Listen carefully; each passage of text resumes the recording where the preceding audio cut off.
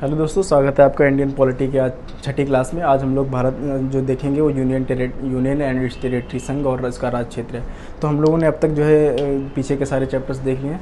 हम लोग जो है आज देखेंगे जो भारतीय संविधान का पहला भाग है, जिसमें अनुच्छेद 1 से लेकर अनुच्छेद 4 तक वर्णन किया गया है।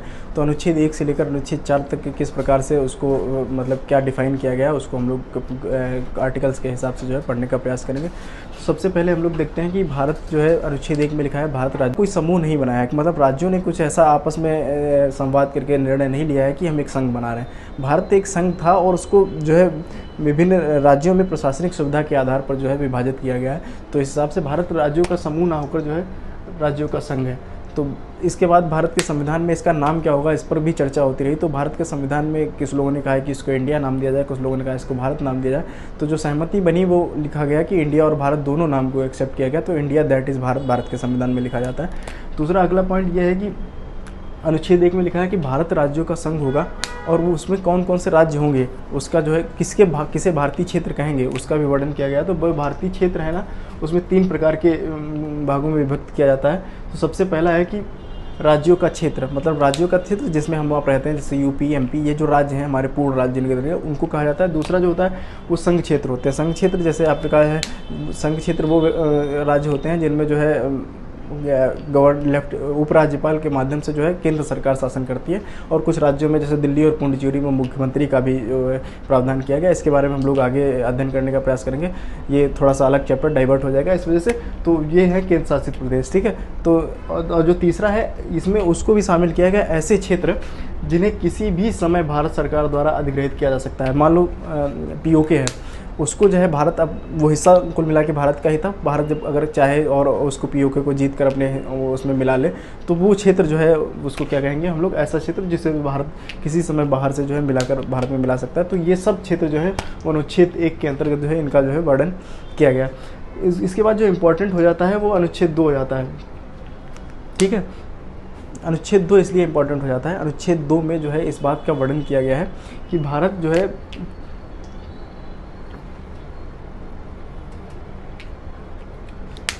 अनुच्छेद 2 में ये कहा गया है कि भारत जब भी ठीक समझे वो नए राज्यों को, मतलब जो बाहर से राज्य जो है निर्बंध शक्ति के साथ बाहर के नए राज्यों का जो है भारत के संविधान में प्रवेश कर सकता है, मतलब भारतीय राज्य क्षेत्र में प्रवेश कर सकता है। और जो है इसके तहत जैसे मान लो अभी आपने देखा होगा कि ये जो है गोवा को जब शामिल किया गया था भारत में,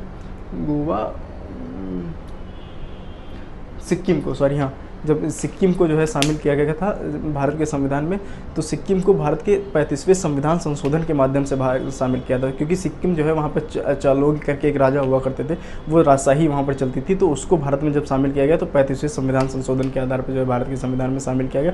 तो अनुच्छेद 2 में इसी बात का वर्णन है कि संसद को यह शक्ति होगी वह ऐसे निर्बंधन व शर्तों पर जो ठीक समझे नए राज्यों का प्रवेश जो है भारत में जो है भारतीय राज्य क्षेत्र में कर सकती है।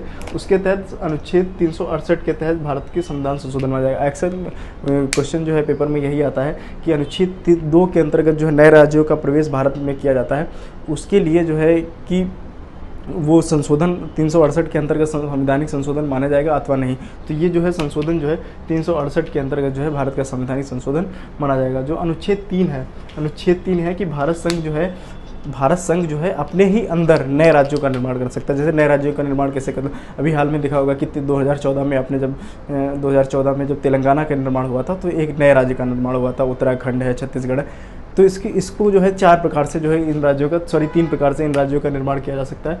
संघ राज्य क्षेत्र के नए राज्यों का निर्माण का जो प्रावधान है वो अनुच्छेद 3 में है। नए राज्यों का प्रावधान का मतलब है जैसे कोई एक बहुत बड़ा स्टेट है, कोई एक बहुत बड़ा स्टेट है, उसमें जो है उसको जो है किन्हीं 2 भागों में विभाजित करके 2 छोटे छोटे जो है स्टेट बना दिए जाए। दूसरा जैसे कोई 2 बड़े बड़े स्टेट हैं, उनमें से आधा क्षेत्र एक स्टेट से ले लिया जाए और आधा क्षेत्र दूसरे स्टेट से ले लिया जाए और फिर उसको एक स्टेट बना दिया जाए। एक ये तरीका होता है। तीसरा तरीका ये रहता है कि 2 छोटे छोटे राज्यों को मिला के एक बड़ा राज्य बना दिया जाए। दरअसल ये सब कार्य जो है प्रशासनिक सुविधा के लिए ही किए जाते हैं, कि मतलब प्रशासनिक सुविधा उस किस हिसाब से जो है उसमें प्राप्त हो। तो जो है तो अनुच्छेद 3 के अंतर्गत कौन कौन से कार्य आते हैं। अनुच्छेद 3 के अंतर्गत जो है राज्य क्षेत्र में वृद्धि आ सकती है, मतलब राज्य क्षेत्र को बढ़ाया जा सकता है, राज्य क्षेत्र को छोटा किया जा सकता है, और उसके बाद राष्ट्र की सीमा में परिवर्तन और राज्यों के नाम में परिवर्तन, ये सारे जो परिवर्तन चेंजेस होते हैं वो अनुच्छेद 3 के अंतर्गत जो है होते हैं। तो हम लोग ये देखते हैं कि नए जब किसी बाहर से किसी राज्य को भारत में प्रवेश किया जाएगा तो उसके अंतर्गत जो संशोधन मतलब जो संशोधन होगा वो अनुच्छेद 368 के अंतर्गत संवैधानिक संशोधन माना जाएगा। लेकिन भारत के ही राज्यों के अंदर अगर किसी का सीमा परिवर्तन हो रहा है या फिर 2 राज्यों से मिलाकर एक नया राज्य बनाया जा रहा है, नए राज्य को जो है गठित किया जा रहा है, तो उसके अंतर्गत जो संशोधन होगा वो अनुच्छेद 368 के अंतर्गत संवैधानिक संशोधन नहीं माना जाएगा। आप इन दोनों क्वेश्चंस को बहुत इंपॉर्टेंट है याद कर लीजिएगा, क्योंकि यही स्टेटमेंट बना के पूछ देता है कि अनुच्छेद 2 के अंतर्गत जो संशोधन है वो संवैधानिक संशोधन 368 के अंतर्गत आता है या नहीं आता है, मतलब और स्टेटमेंट में दे देगा कि आता है, पता चले कि नहीं आता है। जैसे इसमें जो है अनुच्छेद 3 के अंतर्गत नहीं आता है और वो नहीं हटा के और आता है दे दे, तो आपका ये क्वेश्चन जो है गलत हो सकता है। ऐसे इसको आप जो है एक बार देख लीजिएगा। तो अगला जो है अनुच्छेद 4 जो है, अनुच्छेद 4 में क्या दिया गया है। हाँ, अनुच्छेद 3 में एक इंपॉर्टेंट बात यह है कि जो नए राज्यों का गठन होता है उसके लिए जो बिल लाया जाता है, उसके लिए जो प्रस्ताव लाया जाता है वो राष्ट्रपति की अनुमति के बगैर नहीं लाया जा सकता। तो उसके लिए प्रस्ताव सबसे पहले राष्ट्रपति के पास जाता है, राष्ट्रपति अनुमति देता है, और राष्ट्रपति अनुमति देने से पहले जो है उस बिल को, मसौदे को राज्य विधानमंडल के पास भेजता है, और राज्य विधानमंडल इस बात की अनुमति दें या ना दें, मतलब राज्य विधानमंडल के पास भेजा जरूर जाता है विचार के लिए, लेकिन राज्य विधानमंडल के प्रस्ताव को मानने के लिए जो है केंद्र जो है इस भारतीय संसद या राष्ट्रपति बाध्य नहीं होता। तो कुल मिला के हम लोग क्या देखेंगे इस प्रक्रिया में क्या होता है कि अगर भारत के राज्यों में ही नए राज्य का निर्माण होना है, पहली बात तो ये अनुच्छेद 368 के अंतर्गत है कि अगर नए राज्यों का निर्माण होना है तो सबसे पहले ये राष्ट्रपति की अनुमति से प्रस्ताव जो है लाया जाता है, और फिर राष्ट्रपति उस प्रस्ताव को पहले राज्य विधानमंडल को भेजता है, उसकी मतलब उसकी जानकारी लेने के, मतलब उनका क्या इस पर जो है स्टैंड है, उसके स्टैंड को जानने के लिए वो सहमति दे या असहमति दे, इससे जो है कोई फर्क नहीं पड़ता। मतलब फ़र्क ये नहीं पड़ता है क्योंकि राष्ट्रपति जो है राज्य विधानमंडल की शर्तों को मानने के लिए बाध्य नहीं है। तो उसके बाद जो है ये भारत की संसद में लाया जाता है और संसद में पारित होने के बाद नए राज्य का गठन किया जाता है। तो कुल मिला के आप लोग ये याद रख लीजिएगा, ठीक है। और अगला जो है अनुच्छेद 4, अनुच्छेद 4 के अंतर्गत जो है अनुच्छेद 2 और 3 में संशोधन करने की संसद की शक्ति, अनुच्छेद 3 और 2 में के अनुसार जो भी प्रक्रिया हो रही है उनमें जो संशोधन करने की शक्ति है वो अनुच्छेद 4 में जो है भारतीय संविधान ने प्रदान की है।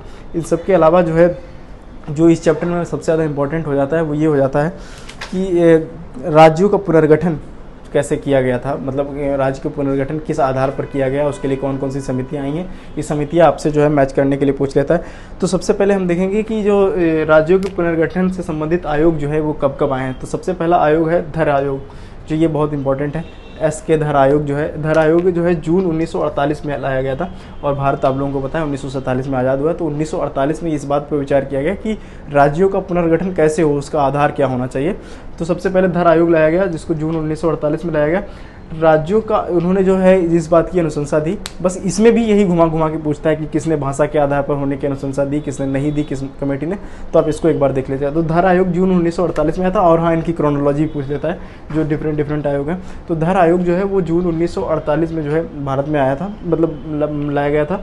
और दूसरा है भारत, इसने जो है अनुशंसा दी कि भारत भाषा के आधार पर भारत में जो है राज्यों का पुनर्गठन नहीं होना चाहिए, मतलब राज्यों के पुनर्गठन का जो आधार है वो भाषा नहीं होना चाहिए, अपितु जो है प्रशासनिक सुविधा होनी चाहिए, मतलब प्रशासनिक सुविधा के आधार पर जो है राज्यों का पुनर्गठन, राज्यों को पुनर्गठित किया जाना चाहिए। उसके बाद जो इम्पोर्टेंट है वो JVP समिति है। JVP समिति जो है इसमें आपको 3 सदस्य समिति थी, सबसे पहले जवाहरलाल नेहरू, फिर सरदार वल्लभ भाई पटेल और पट्टाभी सीतारमैया, ये 3 लोगों की समिति जो है हुआ करती थी। ये दिसंबर 1948 में जो है ये समिति लाई गई थी, मतलब बनाई गई थी, और इसने जो है भाषाई आधार पर जो राज्यों का प्रपोजल दिया जा रहा था उसको अस्वीकार कर दिया था। तो इसके संबंधित आप लोगों को क्या रखना है, धर आयोग और JVP, ये दोनों आयोग हैं, ये ऐसे आयोग हैं जिन्होंने भाषाई आधार पर राज्य के पुनर्गठन की व्यवस्था को जो है अस्वीकार कर दिया था। तो इनमें, और ये कब बना था, जो धर आयोग है वो सबसे पहले आया था, वो आया था जून 1948 में, और उसके बाद उसने जो अनुशंसा की थी वो भाषा के आधार पर ना करके प्रशासनिक सुविधा के आधार पर राज्यों के पुनर्गठन की अनुशंसा की थी। उसके बाद जेवीपी समिति है, ये दिसंबर 1948 में आई थी। इसने भाषाई आधार पर जो राज्यों के पुनर्गठन है उसको अस्वीकार कर दिया था। और इसी क्रम में जो 1953 में जब इस सब पर जो विचार चल रहा था, 1953 में कांग्रेस के एक आंध्र प्रदेश के लीडर हुआ करते थे पोट्टी श्री रामलुलु, उन्होंने जो है अनशन प्रारंभ कर दिया था कि राज्यों का पुनर्गठन भाषाई आधार पर भी होना चाहिए। तो उनकी मृत्यु हो जाने के बाद जो है पहला राज्य जो बनाया गया था वो जो है भाषा के आधार पर ही बनाया गया था। अब आप लोगों को ये याद रखना होगा कि भाषा के आधार पर राज्यों का पुनर्गठन ना हो, या पिछली 2 समितियां जो है अनुशंसा कर चुकी थी, फिर भी जो है 1953 में जो पहला राज्य बना भारत में, उसका जो आधार जो है पुनर्गठन का जो आधार है वो भाषा हुआ करती थी। ठीक है, उसके बाद जो अगला इंपॉर्टेंट आयोग बनाया गया वो फजल अली आयोग बनाया गया। फजल अली आयोग इस इम्पॉर्टेंट है काफ़ी, क्योंकि इसी के आधार पर अंत में जो है फैसले लिए गए थे। तो फजल अली आयोग जो है दिसंबर 1953 में जो है वो लाया गया था, और ये जो है 3 सदस्यीय समिति थी। तो इसके सदस्यों को भी आप लोगों को याद कर लेना चाहिए, जैसे इसके सदस्यों को याद करना चाहिए। इसके जो सदस्य हैं वो जवाहरलाल नेहरू हैं, वल्लभ भाई पटेल हैं, पट्टाभी सीतारमैया। जो इसमें जो फजल अली आयोग है इसके जो सदस्यों की संख्या है वो नंबर 1 फजल अली थे, दूसरा है KM पनिक्कर थे, और तीसरा जो है HN कुजरू। तो आप लोगों को तीनों सदस्य याद करने हैं, कौन कौन से? फजल अली और पनिक्कर और M कुंजरू। ठीक है, KM पनिक्कर और HN कुंजरू, ये जो है तीनों आपको याद रखना है। तो इन्होंने जो है उसका जो आधार बताया, राज्यों के पुनर्गठन का आधार बताया कि ऐसा राज्यों के पुनर्गठन के लिए उन्होंने 4 पॉइंट्स दिए। तो सबसे पहले बताया कि ऐसा राज्यों का पुनर्गठन ऐसे किया जाए कि जिससे राज्य की एकता और जो है सुरक्षा जो है उसमें कोई कंप्रोमाइज़ ना हो, वो बरकरार रहे। दूसरा है भाषाई एवं सांस्कृतिक एक रूपता को देखा जाए। जैसे आप लोग देख रहे हैं कि तमिलनाडु में जो लैंग्वेज और कल्चरल जो है वो आपस में बाउंड देखने को मिलता है, केरला का अलग है, सबका जो है वो भाषाई, और इन्होंने उसको एक पॉइंट के रूप में रखा, उसको सिर्फ भाषा के आधार पर नहीं बनाया। तो उसको जो है भाषाई एवं सांस्कृतिक एकरूपता। तीसरा वित्तीय एवं सांस्कृतिक एकरूपता इनका तीसरा पॉइंट था। और चौथा पॉइंट था कि राज्य के प्रत्येक देश को, मतलब ऐसे राज्यों का पुनर्गठन ऐसे किया जाए कि जो राज्यों कि कल्याण जो है वो सुनिश्चित किया जा सके। ठीक है, तो इससे संबंधित ये जो है हमने तीनों पॉइंट देख लिए। जो तीन महत्वपूर्ण आयोग थे जो पुनर्गठन राज्यों को पुनर्गठन किया था वो देख लिए, उनका क्रोनोलॉजी देख लिए आप लोग, किसने क्या सिफारिश थी उसको देख लिए पॉइंट्स में। इससे ज़्यादा इस जो है इससे कुछ नहीं आता है। बाकी इससे जो आता है वो राज्यों का गठन आता है। राज्यों का गठन मतलब कि जैसे अब जब इन आधार को कर लिया गया तो सबसे पहले जो राज्यों का निर्माण किया गया, जो गठन किया गया, उस समय कितने राज्य थे? तो उस समय जो है भारत में 16 राज्य और 3 केंद्र शासित प्रदेश हुआ करते थे। 16 राज्य और 3 केंद्र शासित प्रदेश हुआ करते थे। तो उन 16 राज्यों के अलावा इस समय जो राज्यों की संख्या है वो पहले के मुकाबले काफ़ी ज़्यादा है। तो हम लोग ये भी देखेंगे कैसे कैसे नए नए राज्यों का निर्माण हुआ है, किस सन में हुआ है, इसकी क्रोनोलॉजी पूछ लेता है, मैचिंग में पूछ लेता है कि किस ईयर में हुआ। तो आप लोगों को जो है ये याद कर लेना है। तो जैसे कुछ जो है जिनका हम क्रम बताएंगे कि ये कौन से नंबर पर बना है, और कुछ का जो है वो संशोधन। जैसे अब हम आपको ये डिफरेंस बता दें, तो सबसे पहले कुछ राज्य जो है जो भारत का हिस्सा नहीं थे उनको बाहर से लाके बनाया गया, वो तो संवैधानिक संशोधन से जोड़े गए हैं। और वो राज्य जो भारत के अंदर 2 राज्यों से काटकर बड़े होने की वजह से छोटे बनाए गए हैं, तो वो जो है वो उनका सिर्फ क्रम आप लोगों को याद रखना है। तो सबसे पहले आप लोगों को याद रखना है कि गुजरात का जो पुनर्गठन हुआ है वो वर्ष 1960 में हुआ है।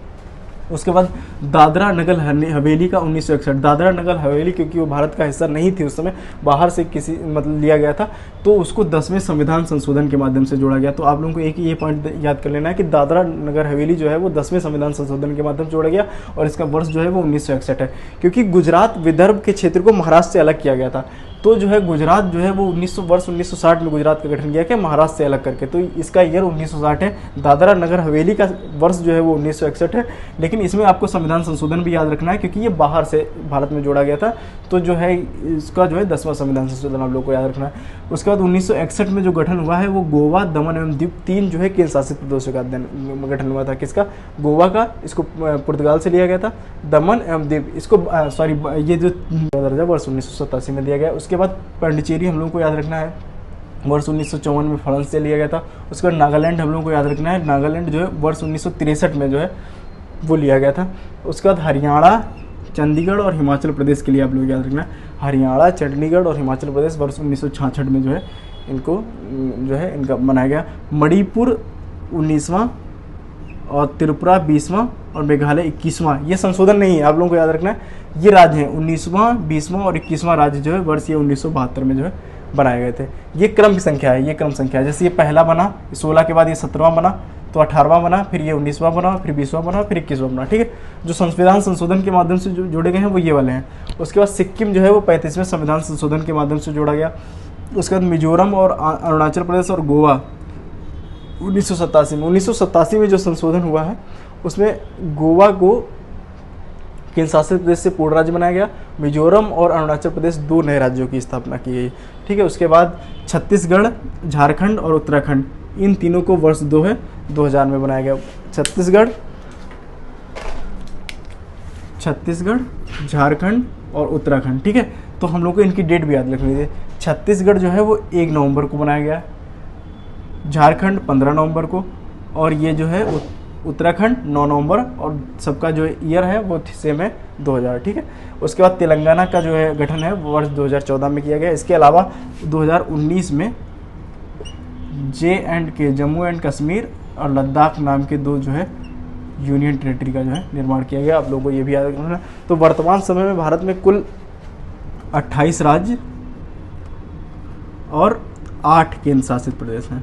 ये भी आप लोगों को याद रख लेना होगा। तो इस हिसाब से हमने जो है आज का चैप्टर 1 समाप्त कर लिया है, जिसमें जो है यूनियन टेरिटरी और it's union and it's territory, मतलब संघ और उसके राज्य क्षेत्र का जो है हमने अध्ययन कर लिया। दरअसल जो भी इस क्वेश्चन बनते हैं वो उसके इसी एरिया से बनते हैं। तो इसका पहली बात तो ये ऐसा भी इंपॉर्टेंट क्वेश्चन टॉपिक नहीं है जिसको मेंस में आए, और प्रीलिम्स में इसके कुछ फैक्ट आते हैं। इस वजह से हमने जो है इसको बहुत आसानी से कंप्लीट कर लिया है। तो हम लोग अगले चैप्टर में जो है नागरिकता के साथ जो है उपस्थित होंगे। धन्यवाद।